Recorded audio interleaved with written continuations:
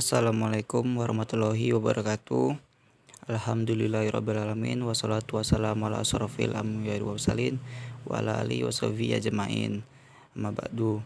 Nah, pada hari ini kami dari kelompok 4 akan membawakan materi yang berjudul kaidah syarat yang menjadi kemaslahatan akad. Nah, di sini yang saya hormati Bapak Muhammad Iqbal selaku dosen kita dan teman-teman yang saya sayangi. Di sini kami beranggotakan 3 orang, yaitu ada Hamimi Marha, Muhammad Alvin Zakri, dan Riza Umami. Nah, untuk mempersingkat waktu, langsung saja kita mulai. Untuk yang pertama akan saya bawakan sendiri. Nah, di sini yang pertama, kaidah syarat yang menjadi kemaslahatan akad. Hukum asal dalam transaksi adalah keriduan kedua belah pihak yang berakad. Hasilnya adalah berlaku sahnya yang dilakukan. Maksud kaidah ini keriduan dalam transaksi adalah merupakan prinsip. Oleh karena itu, transaksi barulah sah apabila didasarkan kepada keriduan kedua belah pihak. Artinya, tidak sah suatu akad apabila salah satu pihaknya dalam keadaan terpaksa atau dipaksa dan juga merasa tertipu. Bila terjadi pada waktu akad sudah saling meridhoi, tetapi kemudian salah satu pihak merasa tertipu, artinya hilang keriduannya, maka akad tersebut bisa dibatalkan atau bisa batal. Jadi jika salah satu merasa tertipu atau merasa terhianati, akad tersebut akan batal. Yang kedua, pengertian akad. Akad menurut bahasa artinya ikatan atau persetujuan, sedangkan menurut istilah, akad adalah transaksi atau kesepakatan antara seseorang yang menyerahkan dengan orang lain yang menerima untuk melakukan suatu perbuatan. Contohnya ada akad jual beli, akad sewa menyewa, akad pernikahan. Dasar hukumnya dilakukan akad adalah, hai orang-orang yang beriman, penuhilah akad-akad tersebut, akad-akad itu, dalam Quran Surah Al-Maidah. Berdasarkan ayat tersebut dapat dipahami bahwa melakukan isi perjanjian atau akad itu hukumnya wajib. Akad adalah perjanjian tertulis yang memuat ijab atau penawaran dan kalbu atau penerimaan. Istilah al-qaddu, akad atau akad, dapat disamakan dengan istilah verbin tenis atau perikatan dalam KUH Perdata. Nah, untuk selanjutnya akan dibawakan teman kita, saudari Riza Umami, persilakan.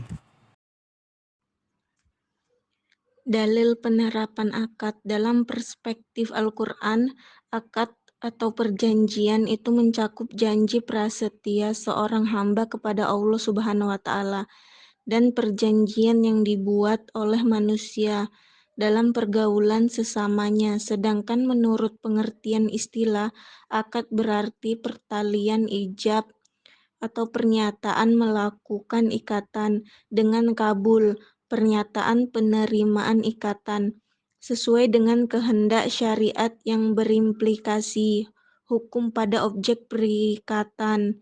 Dari rumusan tersebut ada 3 hal yang dapat digarisbawahi di sini, yaitu yang pertama kalimat irtibat ijab bikabul, pertalian antara ijab dan kabul. Ijab adalah pernyataan kehendak oleh satu pihak mujib untuk melakukan sesuatu atau tidak melakukan sesuatu, sedangkan qabul adalah pernyataan menerima atau menyetujui kehendak mujib tersebut oleh pihak lainnya. Ijab dan kabul ini harus ada dalam melaksanakan suatu akad. Yang D adalah contoh penerapan akad. Yang pertama ada akad-akad transaksi syariah. Islam merumuskan suatu sistem ekonomi yang sama sekali berbeda dengan sistem ekonomi lain yang selama ini kita kenal. Hal ini karena ekonomi Islam memiliki akar dari syariah yang menjadi sumber dan panduan bagi setiap muslim dalam melaksanakan aktivitasnya. Dari dasar tersebut, maka sistem ekonomi syariah dalam membangun jaringan transaksinya yang disebut akad-akad syariah memiliki suatu standar istilah yang bersumber dari Al-Quran dan hadis.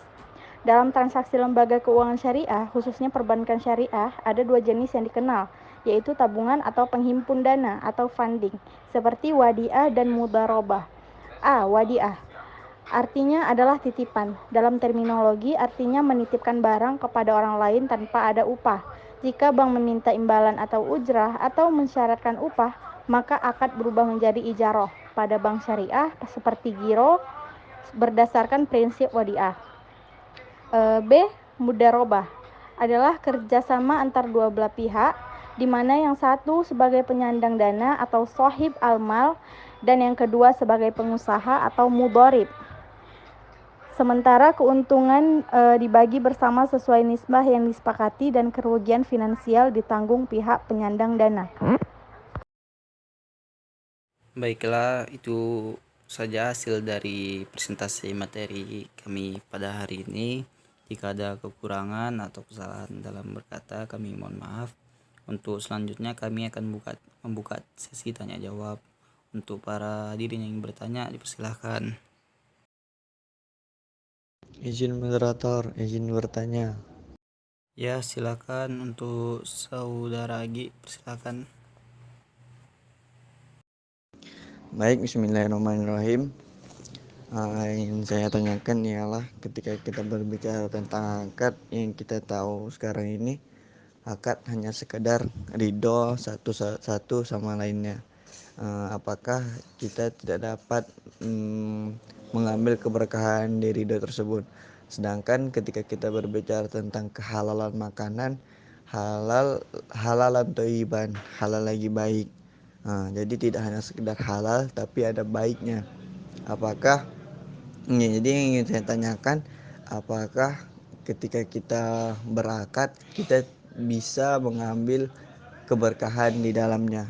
Mungkin bagaimana cara-caranya sehingga kita dapat keberkahan ketika kita berakad.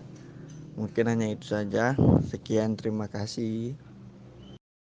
Ya, baik. Terima kasih atas pertanyaan dari saudara Agi. Mohon maaf untuk selanjutnya sesi tanya jawab akan kita lanjutkan di WA Group. Sekian itu saja. Wassalamualaikum warahmatullahi wabarakatuh.